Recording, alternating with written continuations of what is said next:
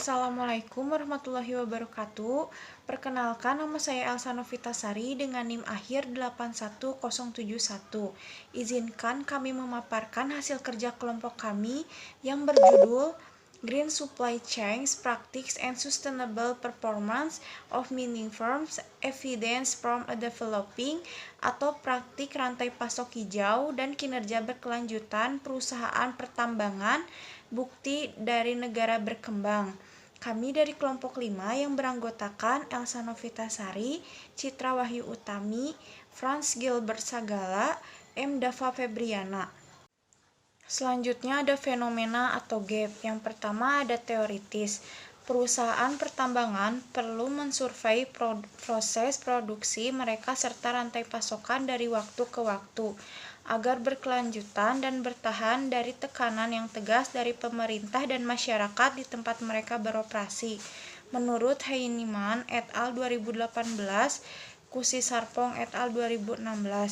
Lalu ada empiris. Isu-isu berkelanjutan tersebut juga mengancam keberlangsungan perusahaan pertambangan tersebut. Menurut Atwin, Boateng dan Akudugu 2020, dalam jangka panjang kemungkinan akan mempengaruhi probabilitas mereka. Menurut Banseh et al. 2018, begitu profitabilitas berpengaruh, berkelanjutan perusahaan semacam itu juga terancam. Menurut Abdullah 2017. Selanjutnya ada identifikasi masalah. Yang pertama, apakah strategi supplier partnership berpengaruh terhadap kinerja ekonomi sosial dan lingkungan? Yang kedua, ada apakah end of life practice berpengaruh terhadap kinerja ekonomi sosial dan lingkungan? Yang ketiga, apakah internal environmental management berpengaruh terhadap kinerja ekonomi sosial dan lingkungan? Yang keempat, apakah eco-informative practice berpengaruh terhadap kinerja ekonomi sosial dan lingkungan? Selanjutnya ada kajian teori. Yang pertama ada Green Supply Chains menurut Diraj 2012 adalah merupakan sebuah inovasi dalam penerapan strategi rantai pasok yang didasarkan dalam konteks lingkungan yang mencakup aktivitas-aktivitas seperti reduction, recycle, reuse, dan substitusi material. Lalu ada strategi supplier partnership. Menurut Lee et al. 2005, Kementerian Pemasukan Strategi dapat diartikan sebagai hubungan jangka panjang antara perusahaan dengan suppliernya untuk mendapatkan strategi dan kemampuan operasional yang maksimal, tidak hanya untuk perusahaannya, tetapi berlaku juga untuk suppliernya. Lalu ada end of life practice. End of life practice adalah tahap akhir yang dilakukan dari suatu proses produksi. Lalu ada internal environmental management.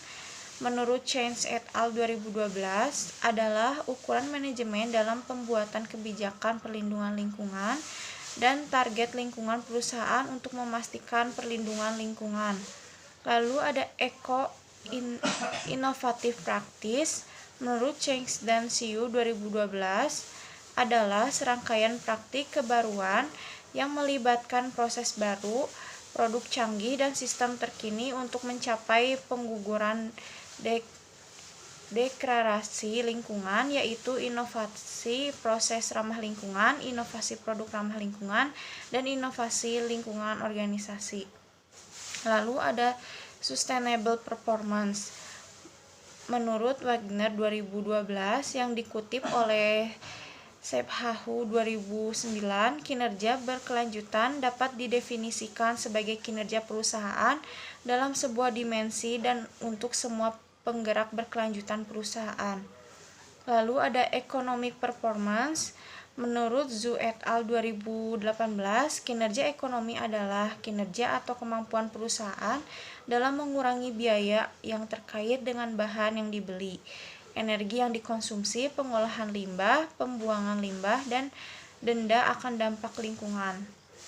Lalu ada environmental performance.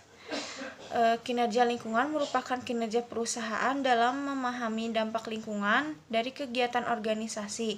Kinerja lingkungan dapat didefinisikan juga sebagai kinerja perusahaan untuk mengurangi populasi, mengurangi limbah, mencegah penggunaan zat berbahaya, dan mengurangi dampak lingkungan yang disebabkan kegiatan perusahaan. Lalu yang terakhir ada social performance, adalah kinerja perusahaan dalam bentuk tanggung jawab sosial untuk menjamin kesejahteraan semua stakeholder, customer, dan perusahaan dan masyarakat. Selanjutnya dilanjutkan oleh rekan saya. Ada paradigma penelitian, Green Supply Chain Practice dan Sustainable Performance yang diwakili oleh Strategic Supplier sebagai X1, End of Life Practice sebagai X2, Internal Environmental sebagai X3, Eco-Innovative sebagai X4 yang mempengaruhi Sustainable Performance, di mana sustainable dapat dinilai oleh Economic Performance, Social Performance, Environmental Performance. Lalu ada hipotesis. H1, Strategic Supplier Partnership berpengaruh positif terhadap economic, sosial, dan environmental performance. H2, End of Life Practice berpengaruh positif terhadap economic, sosial, and environmental performance. H3, Internal Environmental Management berpengaruh positif terhadap economic, sosial, dan environmental performance. H4, Eco-Innovative Practice berpengaruh positif terhadap economic, sosial, dan environmental performance. Metode penelitian. Objek dari penelitian ini adalah hubungan antara dimensi dari Green Supply Chain Practice dan dimensi dari Sustainable Performance perusahaan pertambangan di Ghana. Pendekatan penelitian ini menggunakan kuantitatif, teknik pengumpulan data menggunakan kuesioner, teknik olah data menggunakan SPSS, teknik analisis data menggunakan metode PLS-SEM. Hasil dari pembahasan kriteria kualitas dari tabel tersebut, setiap variabel dapat dikatakan andal atau reliable. Baik, terima kasih untuk rekan saya. Perkenalkan, saya Frans Gilbert Sagala dengan akhir NIM 07. Sekarang saya akan menjelaskan tentang uji validitas diskriminan.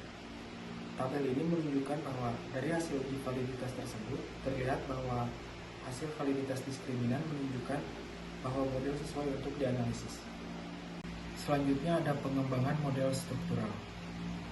Tabel ini menunjukkan prediktor menjelaskan sebesar 68,47%, 72%, dan 59,1% dari ekonomi performance, environmental, dan sosial masing-masing. Kemudian, bobot masing-masing koefisien jalur, yaitu pada internal environmental, manajemen memiliki nilai jalur tertinggi sebesar 0,3 terhadap environmental performance dan 0,437 terhadap social performance. Selanjutnya ada bootstrapping. Tabel ini menunjukkan hipotesis H4, H2 diterima, dan hipotesis H1 dan H3 ditolak. Selanjutnya ada pengukuran efek. Tabel tersebut menunjukkan bahwa EIP menunjukkan ukuran efek menengah untuk ECO dan environmental performance dengan nilai efek masing-masing sebesar 0,190 dan 0,124. Terima kasih. Selanjutnya akan dilanjutkan oleh rekan saya. Perkenalkan, nama saya Muhammad Dapa Febriana dengan akhir NIM 96. Selanjutnya ada hasil dan pembahasan. Penelitian menunjukkan bahwa meskipun IEM perusahaan pertambangan berkontribusi untuk mencapai kinerja sosial dan environmental performance, namun tidak pada economic performance. Sedangkan pada SSP menunjukkan bahwa dari ketiga ukuran sustainable performance atau kinerja keberlanjutan, kinerja ekonomi, dan sosial bereaksi positif, namun tidak memiliki pengaruh terhadap IEM. Selanjutnya ada kesimpulan. Hasil empiris menunjukkan bahwa eco-innovative practice berpengaruh terhadap ketiga dimensi sustainable performance. Kemudian variabel internal environmental management berpengaruh terhadap kinerja sosial dan lingkungan, tidak dengan kinerja ekonomi. Selanjutnya saran. Studi ini hanya berfokus pada 4 dimensi Green Supply Chain Management, sehingga penelitian selanjutnya dapat lebih menggunakan dimensi green supply chain management yang lebih luas. Selanjutnya, manfaat penelitian. Manfaat teoritis. Penelitian ini diharapkan dapat memberi manfaat berupa wawasan dan pengetahuan bagi para peneliti selanjutnya, terutama bagi mereka yang tertarik melakukan penelitian di bidang operasi, khususnya mengenai dimensi green supply chain management practice yang dapat mempengaruhi dimensi sustainable performance. Manfaat praktis. Hasil penelitian ini diharapkan dapat memberi manfaat berupa wawasan tentang praktik keberlanjutan khususnya untuk manajemen perusahaan pertambangan dan memberikan manfaat yang dapat mendukung kebijakan manajer dalam mengimplementasikan praktik rantai pasok hijau pada perusahaan pertambangan. Sekian dari kelompok kami, mohon maaf bila ada kesalahan. Wassalamualaikum warahmatullahi wabarakatuh.